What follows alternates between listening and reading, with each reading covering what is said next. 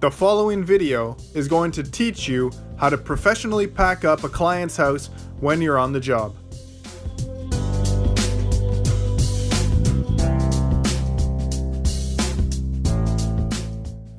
You're going to want to start by protecting your work surface with a padded moving blanket. This is going to make sure you don't scratch the tabletop or the countertop while you're working. Grab your pack of paper and split it open, and then we're going to be ready to start wrapping items up. When packing plates, you're going to want to do it just like we're showing you here. You place a plate down, followed by a sheet of paper and then another plate, and you keep going until you have a stack of no more than 5 plates at a time. Once you have your stack, you can wrap up the entire bundle, and then you can place this directly into a box standing upwards. The same goes for bowls. You go bowl, paper, and you keep that going until your stack is 4 or 5 bowls. Then place the entire pack into the box. When it comes to glasses, we're going to roll it like such. Start by rolling it and then flip the paper in and continue rolling it. It's super important not to roll it too tightly. The idea is to wrap it somewhat loosely so that there's kind of air pockets inside of that paper. Stemware is a bit trickier, but it's not too hard. Start by protecting the neck like this with rolled up paper. Then you're going to want to fill the inside of this glass with some crushed up paper so that it'll protect it from any downward pressure.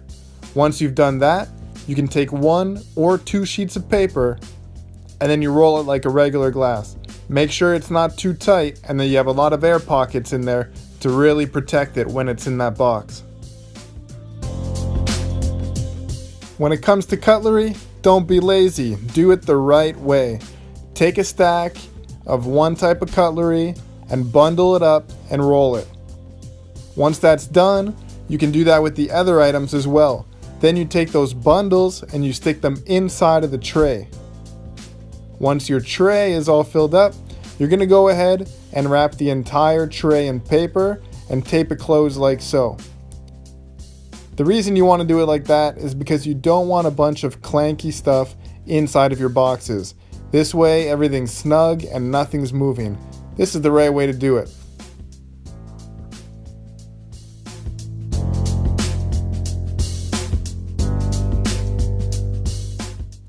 If you don't do Tupperware properly, you're going to end up wasting a ton of space inside your boxes.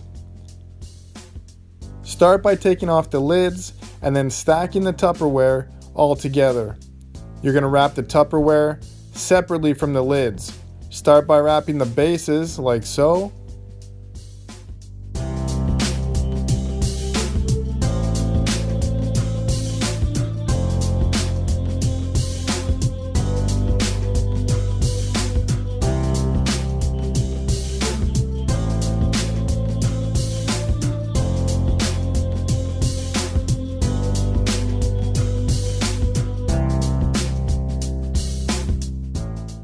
Cooking utensils couldn't be easier. Grab a handful, wrap them inside a paper and roll them. If they're sharp, use your common sense and make sure that you have enough paper folded around the sharp end so that it's not going to poke through the paper or stab through the box. That's the only thing you need to think about when you're wrapping these bigger kitchen utensils. Pots and pans are the same concept as bowls and plates. You always want to put at least 1 sheet of paper between the pots and pans though, because oftentimes it's Teflon or a material that you really don't want getting scratched. So it's super important to have at least 1 sheet of paper between each item. Repeat the same idea for pans.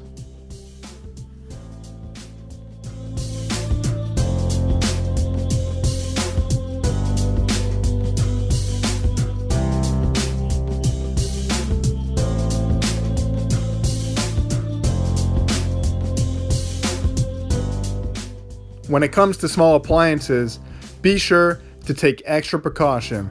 You really want to wrap it up in paper to make sure that they don't get scratched, and you want to pack them safely into a box where nothing can dent them.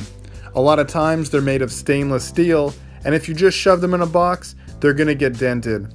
Oftentimes these things are quite costly, so we really want you to be cautious when you're packing small appliances.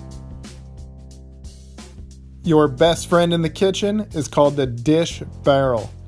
This box is twice as thick as other boxes, and you're going to want to use this when wrapping up dishes and other breakables in your kitchen. Start by taping up the base really well. As you can see here, they do get pretty heavy and you don't want the bottom giving out on you while you're moving it.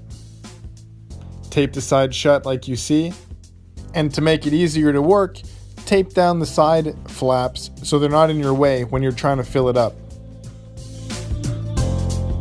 Here's how we load a dish barrel. You're going to want to start by layering the bottom with crush, which is rolled up paper, and you're going to make a whole base of this to offer cushioning for whatever you're going to pack first. Start with your plates and bowls and stack them vertically in the box. The reason for that is that they're stronger and less likely to break when they're on their side. Start by filling the whole bottom of the box with dishes and heavier items, and then fill in any gaps with crushed up paper like you see me doing here. You really want to fill in all of those nooks and crannies so that nothing can move or shift within the box. Once that's done, we're going to repeat the layer of crush like we did at the bottom of the box. This is going to separate your bottom layer from your next layer, which in this case is going to be glassware. Glasses is the same concept. You always want them standing up vertical. You never pack them on their side. Once you've filled up your second layer, if there's any open pockets like you can see here, you can take bunched up paper and fill them in. Again, you don't want anything shifting inside this box. Now you're going to repeat more crush, which is going to separate your second from your third layer. By now your box is going to be getting a little bit heavy, so your third layer, you're going to want to keep it light. You can use Tupperwares and other small home appliances which don't weigh very much. Once you've packed these into the box, go ahead and take a bunch of crushed up paper and really fill up the box to the brim. You really want it full to the top so that when you push down on the lid, it doesn't collapse. When packing stemware, we're going to pack it into a 1.5 securely, and then we're going to place that box inside of a dish barrel. Start by loading up the 1.5 like you see here, and again fill in all the nooks and crannies with crushed paper to make sure that these wine glasses aren't going to shift at all in this box. Close and tape up the box, and then transfer this over to the dish barrel, which you should have already put a layer of crush in the bottom.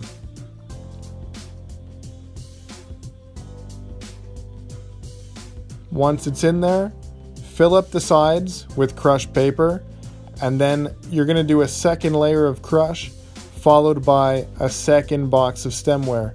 Two 1.5 boxes fit perfectly into a dish barrel. The reason we take these extra precautions is because stemware is very fragile, but if you do it like this, there's no way that these can get damaged. Start packing your pantry into a 1.5 cubic foot box as you can see here. If you have oils or liquids, these items should be placed into a Ziploc bag or a plastic bag of sorts prior to being put into the box. You should then wrap it up in packing paper and place it securely in the box. If there's no plastic bags on site, just tell your client that it's not something that we can take and that they can come back for it later. We never pack perishable items or items from a fridge into a cardboard box. These should be placed into a client's cooler or cooler bags and taken by themselves. The same thing goes for alcohol and other glass bottles containing liquid. These items should not be packed into a cardboard box. If anything, put them into a separate box and have the client take it themselves, or just tell the client that unfortunately we can't deal with it.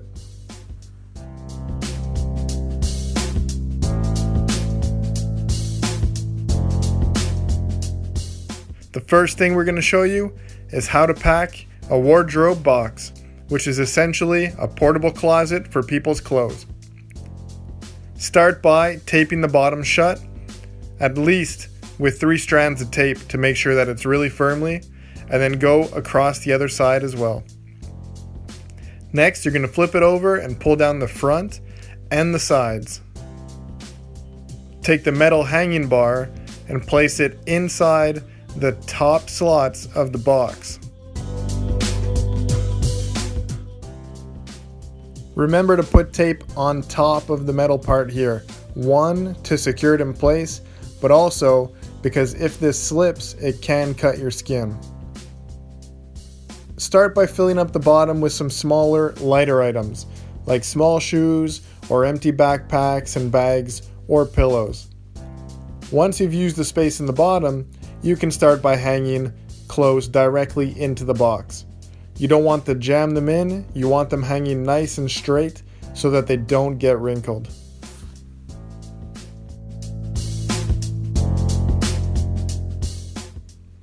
Now you can close up the box and tape it shut. You'll see there's flaps on the top of this box, which will help you close it up tightly. Make sure that you use the flaps first and then secure it with tape by going length and widthwise on the box. These boxes can get heavy and you really want them being secured and strong. So once these flaps are in, secure it even further by using tape to keep it shut. Poke through the handles and carry it like so. When packing bedding, you're going to want to use a 4-cube box. It's a bigger box, but the bedding is generally lighter. Start by putting a clean sheet of paper at the bottom of the box, and you can start by placing pillows in like so. You don't want to cram them in on all different sides. You want to keep them flat and protected. 1 sheet of paper to keep them clean, and then close up the box. When it comes to sheets and blankets, make sure you fold them. Don't just shove them into a box because they will get wrinkled.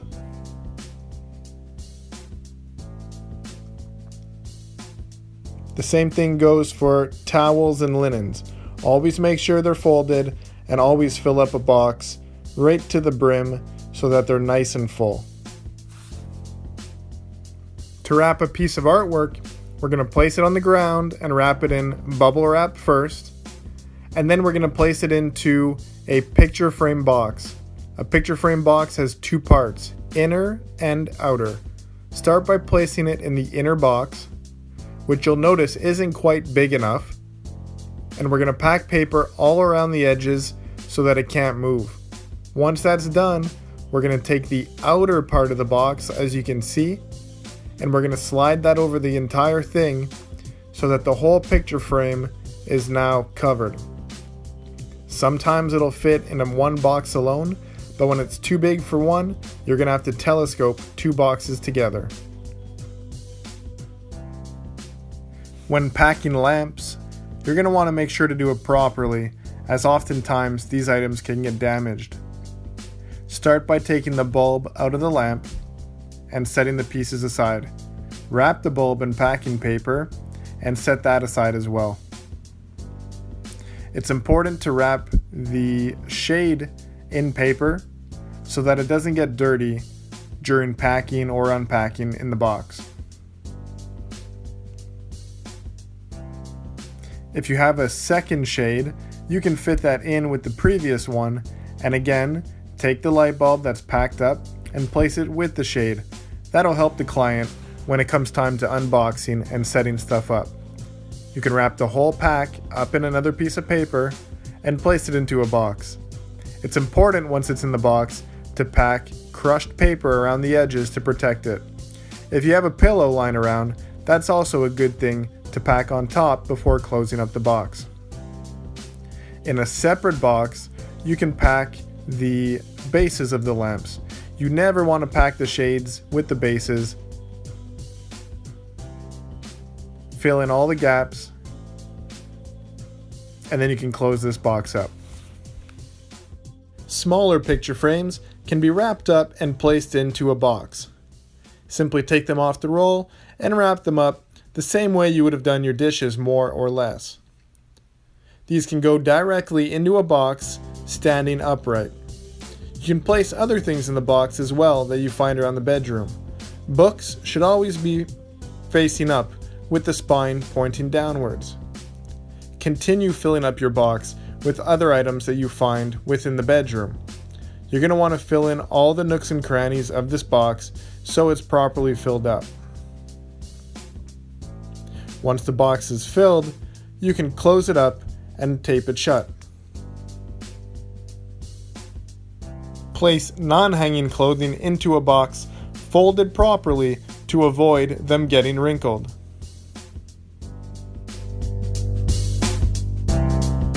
The following non-admissible items may never be packed into boxes. These should be left to the client to take on their own.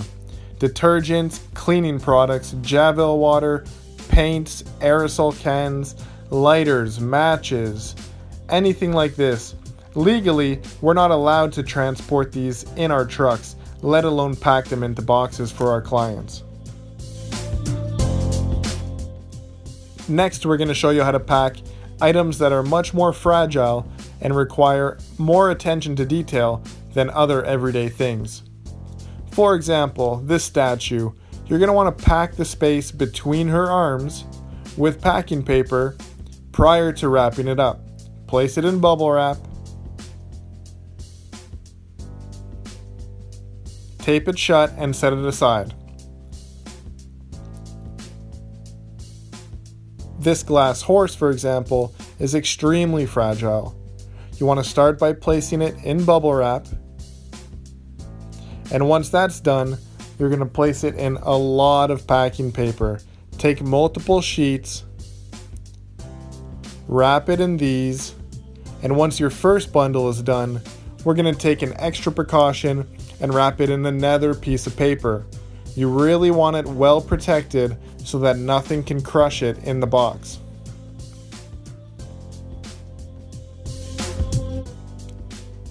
For something like this decorative skull, it's important to wrap the antlers and the head separately. Essentially, wrap it the same way you would expect something to show up from Amazon, for example, wrapped and packed in the box. It's important that all sides of it are properly wrapped. Once this is wrapped, you can tape it closed, and we'll show you in a couple moments how to pack it into the box. This metal sphere has some weight to it, so you're really going to want to protect that with paper to make it softer inside of that box.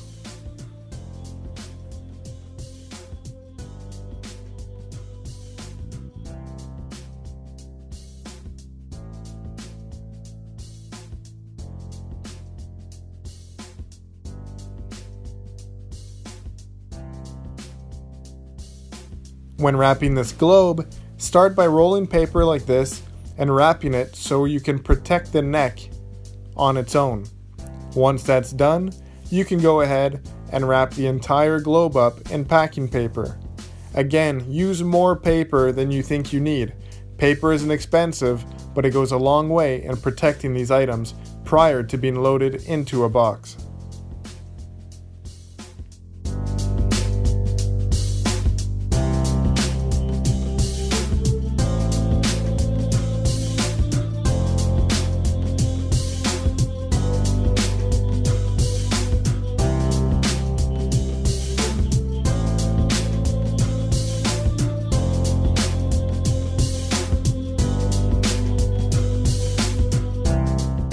All your items are packed up, you can go ahead and start packing them into a box. As you see here, we have a 2 cube already lined with crushed paper. The glass horse fits nicely there. The sphere fits nicely beside it without putting any pressure on the glass horse. The silver bowl tucks in right there neatly, again without putting any pressure. And if you want to put something light on top, you can go ahead, put a little bit of paper in between, and then load it up with the globe. Fill in all the nooks and crannies with bunched up and crushed paper to offer lots of protection to these items inside the box. Super important to really load the top up with paper so that even if you put pressure on the lid, nothing will crush inside the box. For something very fragile, like the decorative skull, you're going to want to put that in a box on its own. Fill the box with crushed paper, place it in, and stuff all the way around it with other pieces of crushed paper.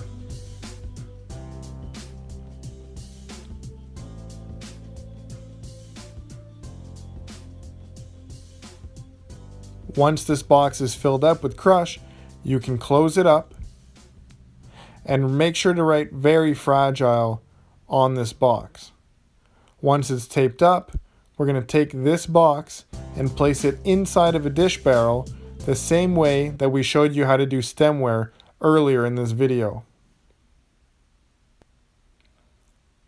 When it comes to the statue that we've wrapped up, we're going to place this into a 2 cubic foot box at first.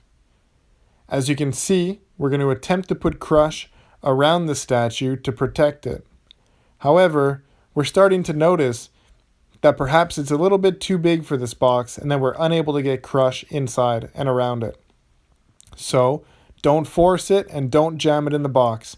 Switch out your 2 cube box for a bigger 4 cube box, which will have plenty of space for the statue. If you have other items like pillows lined around in the kitchen, it's a great opportunity to use them to help protect this item in the box. Essentially, you're packing the pillows at the same time, but offering lots of safety for the statue. The other areas can be filled in with crush to make sure that it's fully packed and protected in the box. That's about all we're going to show you today when it comes to packing up the house. If you have any questions about anything else, please do not hesitate to ask us.